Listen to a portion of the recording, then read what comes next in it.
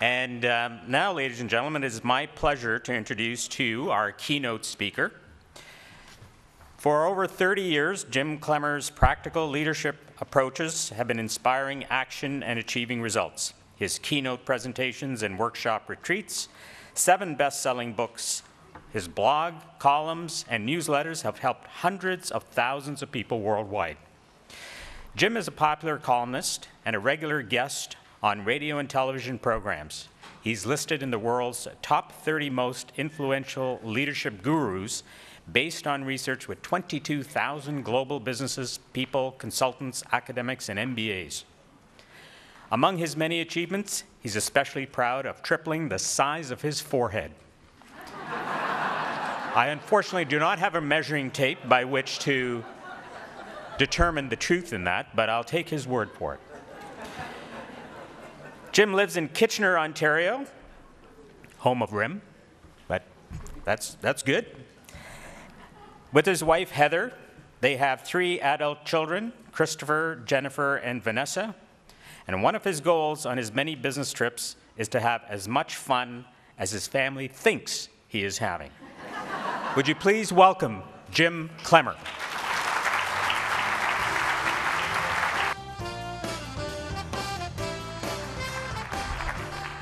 Thank you.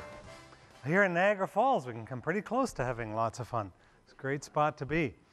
Well, I love your theme, navigating change. It is an area near and dear to my heart. I've spent a lot of time writing, speaking, talking about dealing with change. And where it really came home to me personally was quite a number of years ago. I was in a meeting with a group of colleagues, and I don't remember much else about the meeting, but I remember this little exchange we had where I caught myself saying, well, once we get through this crazy period and things settle down again. You ever catch yourself saying anything like that? Yeah, once we get this new structure in place, the new people are hired, or the new computer system is, whatever it might be, and things settle down again. Do they ever settle down? No, exactly. And that's what I remember from that conversation, is the light bulbs kind of went on. And I said to my colleagues, you know, I think what I've got to get my head around, or we've got to get our head around, is that this crazy period is life, is normal. And navigating change is part of what is part of the life journey, the life challenge. And so it wasn't too much longer after that that I came across a comment from Warren Bennis. Sorry, I need to get my slide up and active here. But Warren Bennis has long been an author and a researcher and a writer in the field of leadership and change. Certainly someone that I've admired, and he said some very nice things about one of my more recent books on leadership. So clearly the man's brilliant, so quoting him even more now. But he's a long time been in this field, and years ago, this was actually back around the time of that conversation, so it was quite a few years ago, he made this observation that we're living in a period of lots of volatility and ambiguity, complexity, and this was way back before 9/11 and before lots of the changes we've seen in the last 15, 20 years. And then he quotes one executive of one organization as saying, if you're not confused, you don't know what's going on. How many people here know what's going on? There's a few of us can say we know what's going on, because it can get very, very confusing.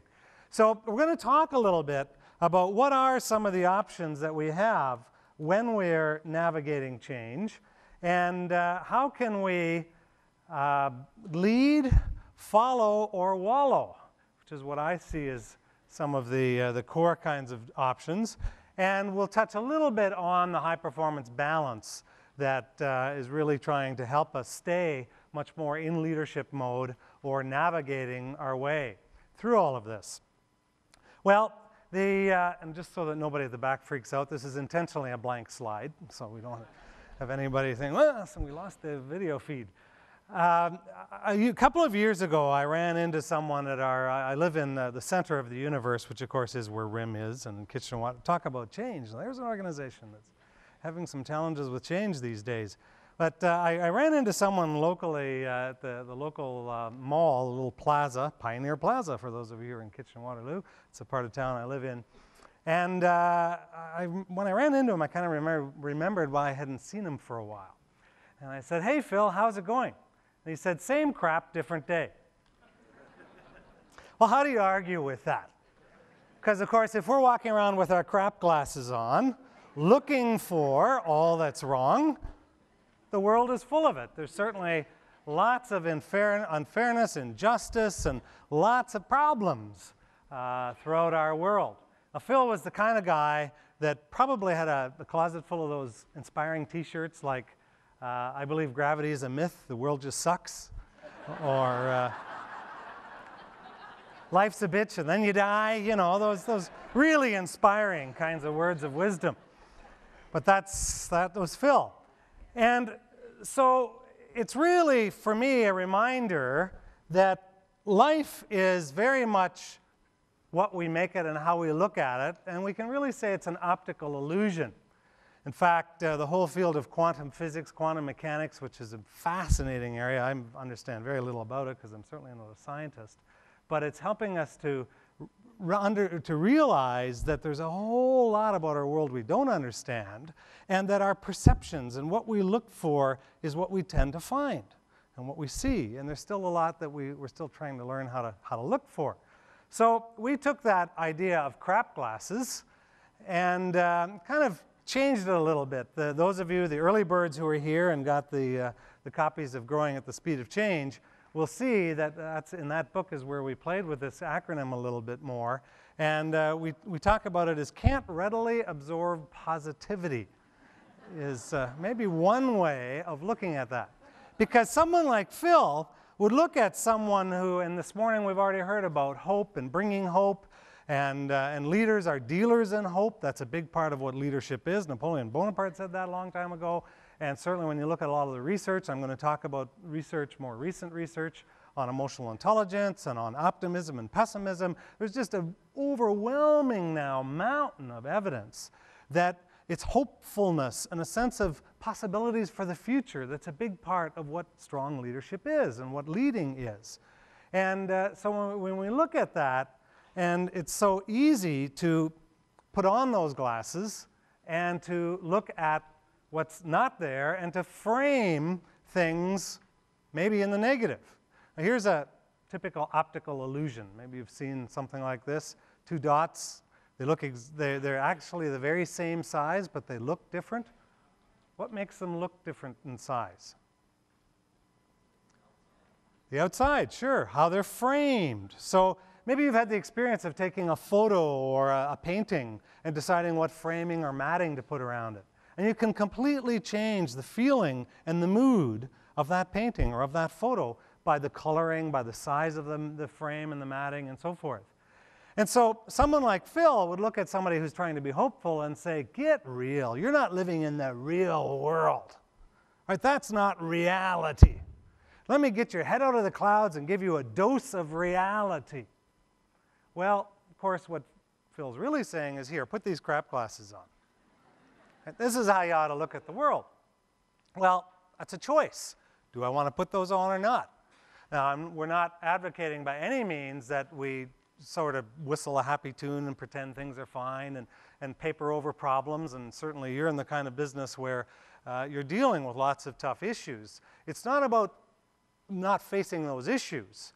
In fact, a metaphor I love to use, because it's so Canadian, is the idea of moose on the table.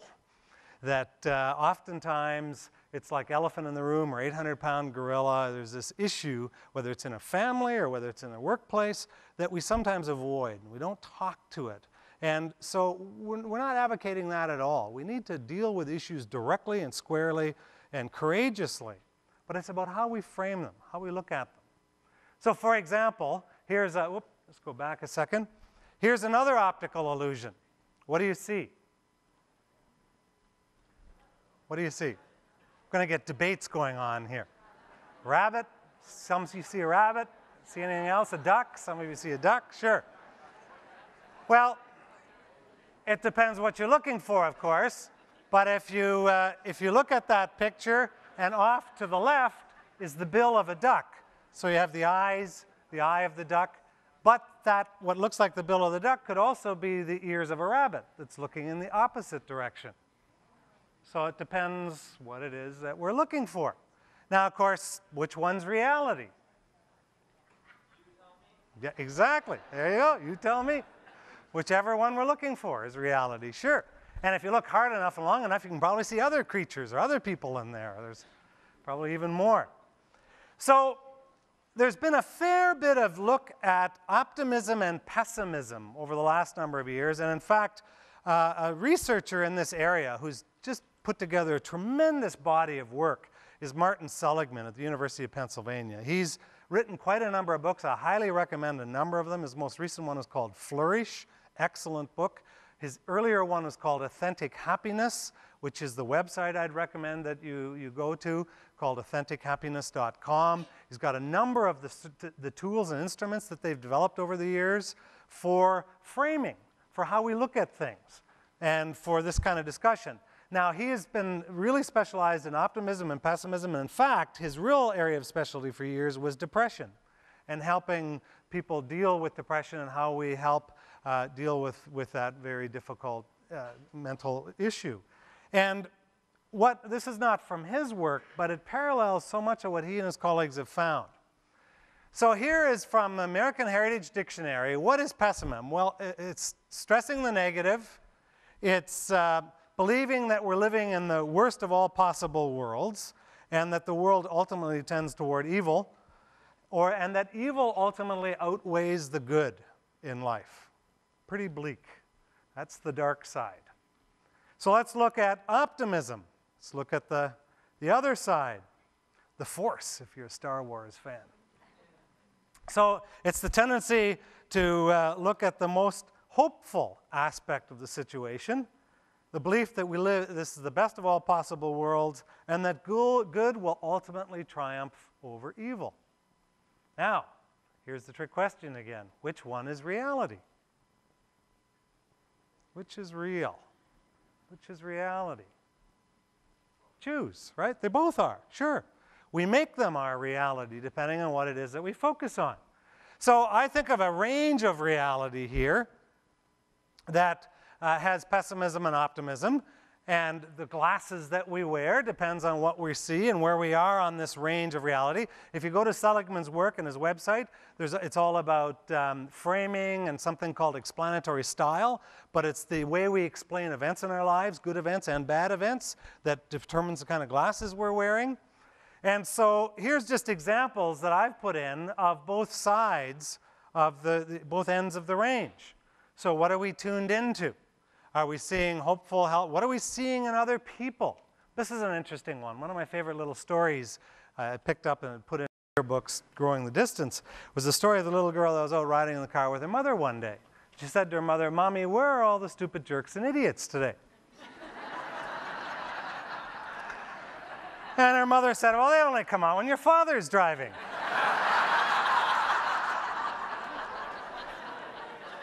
So what is it that we're looking for? What do we see? Because, of course, that's what we create.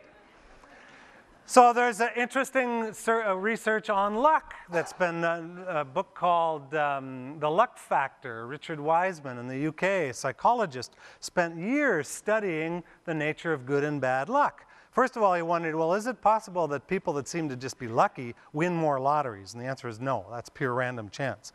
But is it possible that some people just seem to get more lucky breaks coming their way and others don't? And what are those patterns that we can learn? And he found very distinct patterns.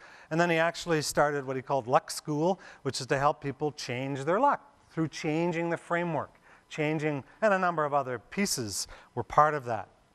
So as we look at lead, follow, or wallow, it's really about what is our, how do we view leading and leadership?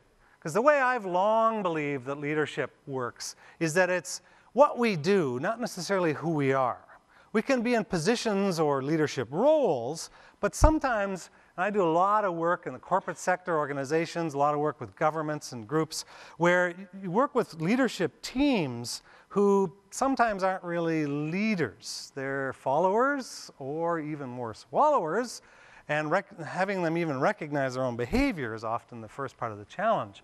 Other cases, you have people in leadership roles that are really managers, bureaucrats, technicians, sometimes even supervisors, but you don't necessarily always see leadership. The opposite is also true. where you have people who aren't in formal roles of leadership who are outstanding leaders, who make things happen, who live by this kind of philosophy that if it is to be, it's up to me. To just kind of sit around and say, well, if only they would get their act together, if only the ministry would, or if only, and pointing to all these other things. But the leaders are the ones that get on with it. Say, okay, well, that would be great, and we want that to happen, but in the meantime, let's go make it happen. Let's go do what we need to do here and move forward. So you see in your handout, there's a chart that I'll just briefly talk with you about here that looks at the lead, follow, or wallow choices that we have. And the center of the chart is that bell curve where when a change occurs, or when you're struggling with how to navigate through change, or we get a big setback or a problem or an issue, there's a tendency for many people to kind of sit back and wait. Well, where is this going to go? What does this look like? What's going to happen here? And sometimes that can be wise, particularly if we're at least remaining hopeful. We might be skeptical, and skepticism can be healthy, can be good. I'm not quite sure, I need more proof, I need to understand, that can all be very good. I don't want to do anything until I really do understand it. But the dangerous part is sliding down into cynicism. And maybe you know some people in your life who perhaps have had lots of experiences and knocks in their life who have still remained fairly hopeful. Maybe more skeptical as experience has built up for them. But the real, I think, sad situations are where we start to become cynical. Oh, here we go again. More of this kind of crap. Every time we turn around, got to deal with more of this kind of stuff. And it's not just in my workplace, it's at home, and we tend to fall into what Seligman and his colleagues call the trap of the 3 Ps, where we make it permanent, pervasive, and personal. Or if we're not careful, we pee ourselves. See, in our family, that would be called a dad joke. Now, my wife Heather is actually here today with me, so she can be the dad joke police, but she can tell you that dad jokes are something everybody avoids. And we have, all of our kids are in their 20s now, and one night when they were all home over having dinner, Chris, our oldest, I cracked what I thought was a pretty funny joke, and he said, "Dad, that is so lame." He said, "That's so pathetic." He said, "I hope you don't use any of that humor with any of your audiences." And he went on to say, "I'm really worried about our future if you do." That's when he was still on the payroll going to university. Well, now he's on his own. He doesn't worry about that as much anymore. But, and our daughters will kick their boyfriends under the table if they laugh at any of my dad jokes. But I used that peeing yourself joke with one group a while ago, and someone in the group said, "Oh, that reminds me, on the weekend our grandson Tyler was over. He's 4 years old. He was staying upstairs in a room all by himself. He came running down in the morning. He said, 'Grandpa, somebody peed in my bed.'" Well, who do you think that was? I think it was Grandpa the trickster that went up there and peed in poor little Tyler's bed. Well, of course, the challenge is that with kids, one of the things of being a kid and being immature is not accepting responsibility. When we hit adulthood, then we really need to take sometimes deeper looks in the mirror and say, are we really taking the leadership role here? So are we really looking at what could be a difficult situation or a difficult change that we're faced with and trying to figure out how can we be more hopeful? How can we maybe capitalize on that change and use it in an effective way? And not the old lemons in the lemonade idea. Now that can be a real stretch and a real challenge many times for us to do that. But the real danger is sliding down into the slippery slope of wallowing. And there's all kinds of signs of wallowing. One is, well, they are out to get us. There's lots of conspiracy going on when we're here in wallowing territory. I just know they were up till 2 o'clock last night trying to figure out how to make our lives miserable. So in your world, who's the usual suspects? When you hear they talk, who's they? The government? No, of course not. Never. But occasionally you might hear that, yeah. Who else is they? Any other sorry? CRA could be they, okay. So, any other theys? The banks, big business. Sure, there's all these groups that we can look at, and sometimes, of course, there are challenges there. There are conflicts there, but it's all about how we frame and look at things.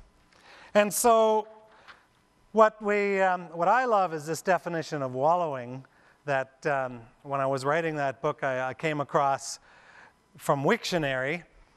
It's rolling around in muck and mire, and I was raised on a farm near Newton, Ontario. My wife Heather grew up in the much bigger metropolis of Millbank.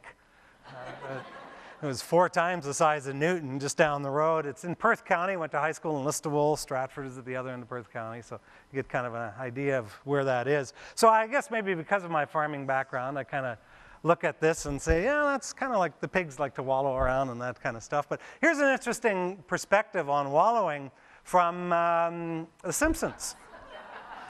With Smithers out of the picture, I was free to wallow in my own crapulence. And, interesting perspective on wallowing. So it can be a pretty deadly place. And in fact, when we're deep into wallowing, we're often spending a lot of time in pity city. Maybe you know some people that spend lots of time, especially again when change, or here we go again, or why are they always doing this to us? How come things can't just stay the way they are, et cetera, et cetera. And maybe ride on the good old bitter bus. You know, some people like to take rides on the bitter bus. Someone in a group recently said, oh, that's the BMW bus. The BMW bus, that's the bitch, moan, and whine bus. I guess it's a classier ride that's gonna take you down Helpless Highway, past Whining Way, through Frown Town, Dead End Drive, Pessimism Place, all the way into Pity City. Those are a few dad jokes that slipped in there.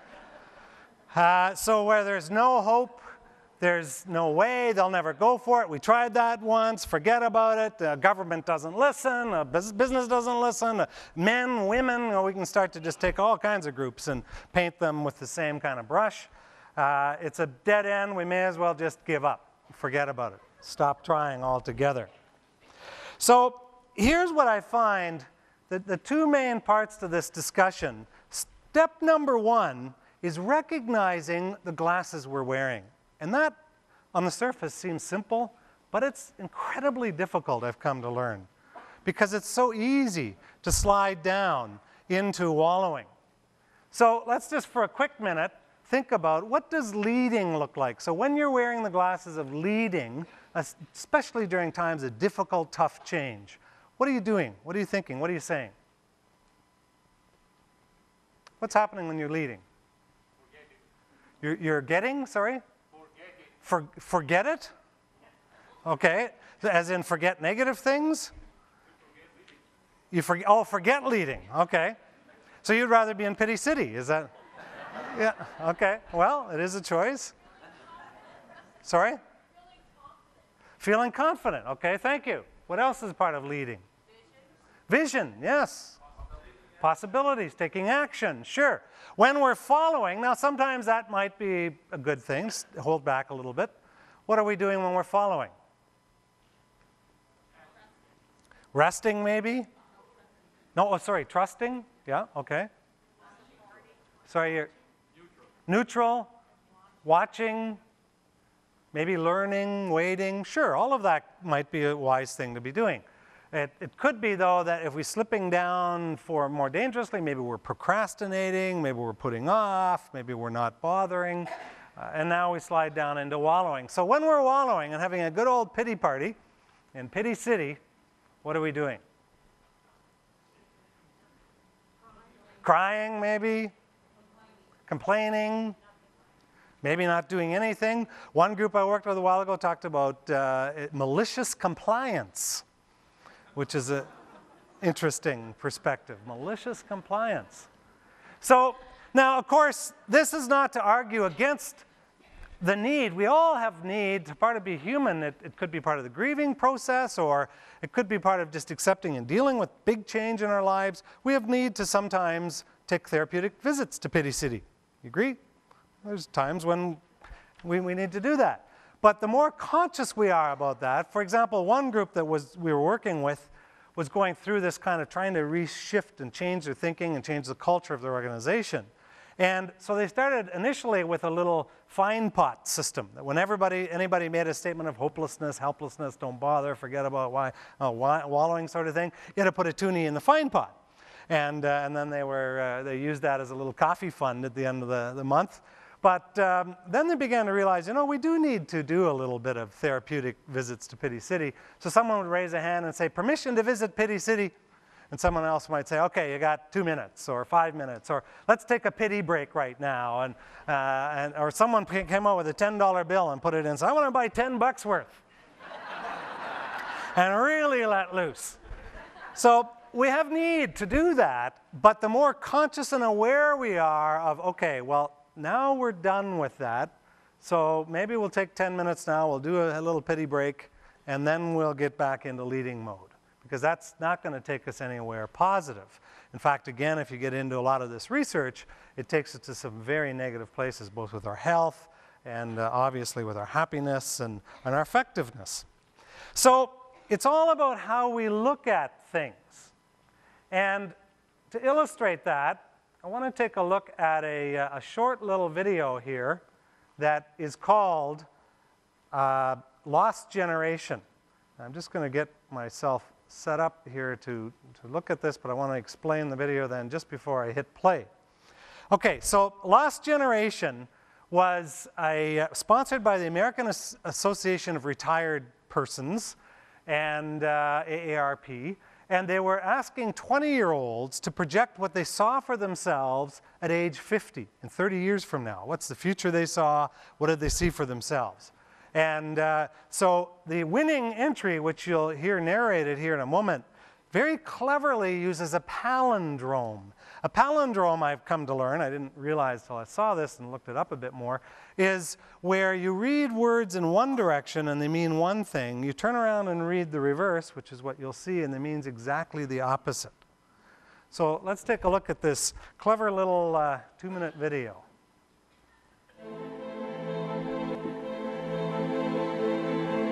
I am part of a lost generation, and I refuse to believe that I can change the world. I realize this may be a shock, but happiness comes from within is a lie. Money will make me happy. So in 30 years, I will tell my children they are not the most important thing in my life. My employer will know that I have my priorities straight because work is more important than family. I tell you this, once upon a time, families stayed together, but this will not be true in my era. This is a quick fix society. Experts tell me 30 years from now I will be celebrating the 10th anniversary of my divorce. I do not concede that I will live in a country of my own making. In the future, environmental destruction will be the norm. No longer can it be said that my peers and I care about this earth. It will be evident that my generation is apathetic and lethargic. It is foolish to presume that there is hope. And this will all be true unless we reverse it. There is hope. It is foolish to presume that my generation is apathetic and lethargic. It will be evident that my peers and I care about this earth. No longer can it be said that environmental destruction will be the norm. In the future, I will live in a country of my own making. I do not concede that 30 years from now I will be celebrating the 10th anniversary of my divorce. Experts tell me this is a quick fix society, but this will not be true in my era. Families stayed together once upon a time. I tell you this, family is more important than work. I have my priorities straight because my employer will know that they are not the most important thing in my life. So in 30 years, I will tell my children money will make me happy is a lie. Happiness comes from within. I realize this may be a shock, but I can change the world, and I refuse to believe I am part of a lost generation. Isn't that powerful? Yeah.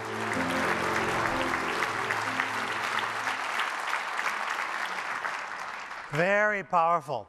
And now, which does bring up the point, if you'd like a connection to that video, the very last page of the handout that you have is where I'll do a follow-up email from our short little presentation here, and I can connect you to the video and to some other articles and materials if what I've covered starts to make some sense and you want to get a little bit further in it, to it. And so just complete that.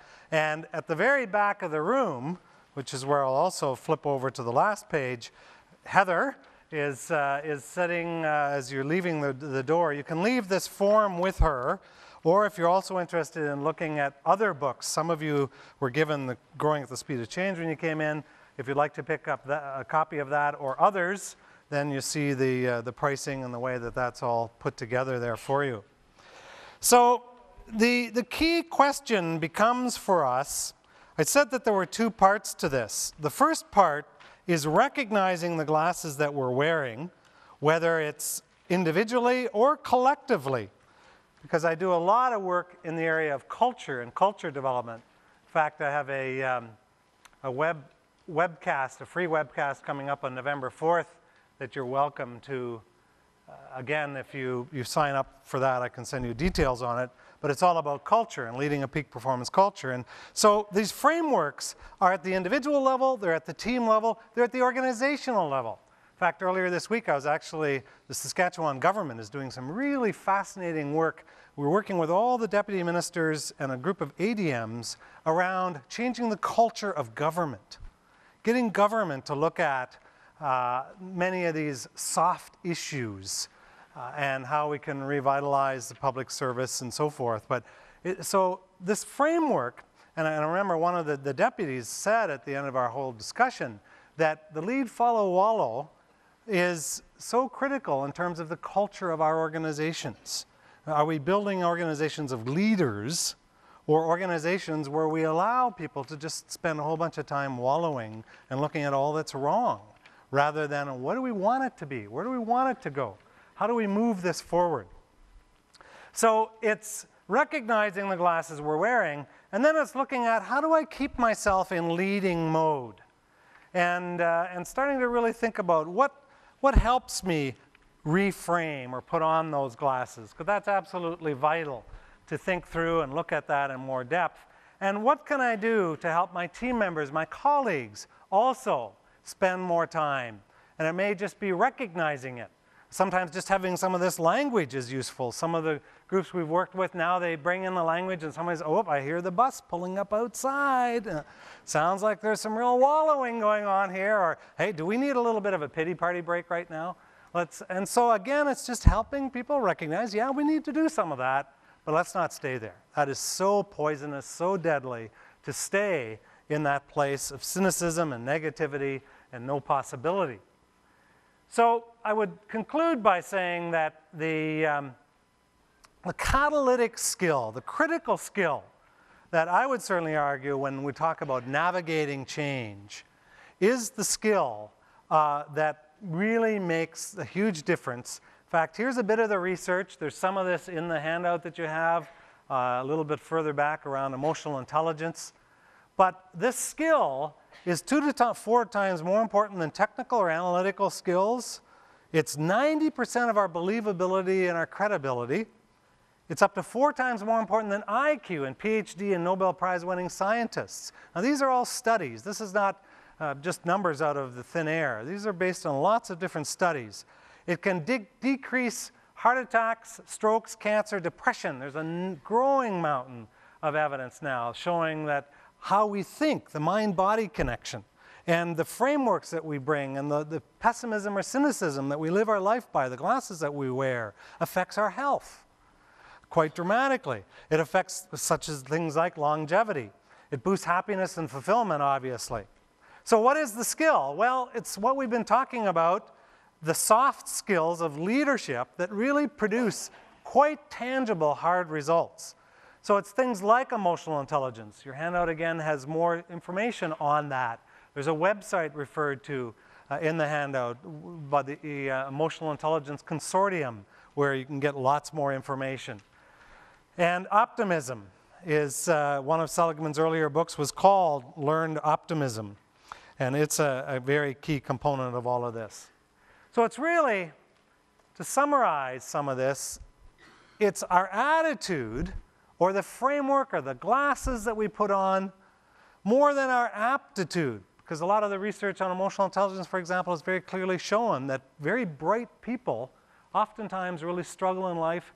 Nobel Prize winning scientists, one study was showing, we thought, you would think, well, now there's an area where brilliance wins the day. And actually, their average IQ was slightly lower than most of their peer group. but their emotional intelligence was up to 3 or 4 times higher than most of their peer group. And you can see some of the definition of emotional intelligence in your handout. So it's our attitude more than our aptitude that determines our altitude. So you can see Heather, I'll be at the back as well, happy to sign books for you, or the ones that you have picked up. Complete that form if you'd like to get more information on today, or some of what I've touched on today. And where I'm going to summarize, or wrap up here, is, I blanked that out, just again, so that they won't worry about it at the back. I would wrap up with a story from years ago where we had all gone out to a Chinese food restaurant. And at the end of the evening, we had our fortune cookies, and everybody opening theirs and comparing fortunes. And one cookie had a piece of paper that was blank. There was nothing in it. Well, of course, you can imagine some of the fun, and what does that mean? Oh, no fortune for you, no future, and all the ribbing and so on. And I got thinking about that because I happened to be working on Growing the Distance book at that point, and it just fit so well with what I was looking for. So I got thinking about a story and kind of wrote a story about a wise old sage that was having a dinner party one evening. And at the end of the party, everybody was very honored to be there and felt very, very lucky to be part of this small group at dinner. And at the end of the party, he went around and he made a great ceremony of placing in front of everybody a personalized fortune cookie. And so everyone was really excited. Wow, this is a real bonus. We're getting some wisdom from the sage here. We're getting what's our, and he said as he did this, your future is in here. So, wow, this is really cool. And now I'll flip back to the slide. When everybody opened their cookie, it was blank. Well, of course, they didn't want to appear ungracious and unthankful for this, and kind of was looking at each other and thought, oh, what does this mean? Oh, is your blank? Yeah, mine's blank too. And he just kind of let it go for a bit, and then finally said, they are all blank because our future is a blank piece of paper waiting for us to write, depending on whether we are going to lead, follow, or wallow. Thank you very much.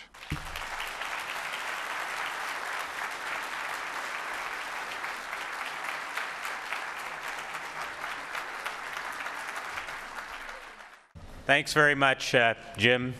Proof that not only a great forehead, but a ton of knowledge and inspiration behind it as well.